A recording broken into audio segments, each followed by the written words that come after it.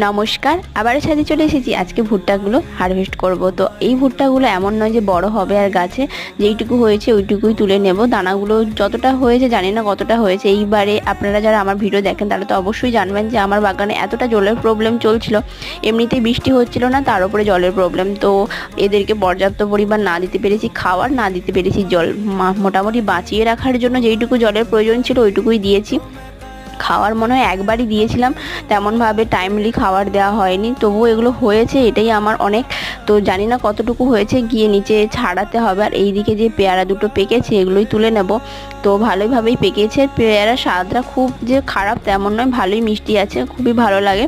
গাছটাতে মোটামুটি এই বছর 14টার মতন কুঁড়ি এসেছিল, তার মধ্যেই 5টার মতন পেয়ারা হয়েছে। আর এইদিকে আমি আগের বছর সবেদার গাছটা লাগিয়েছিলাম, সেই সবেদার গাছে একটা মাত্র সবেদা হয়েছে আর কিছু ফুল আছে। আর এইরকম ভুট্টাগুলো হয়েছে আজকে।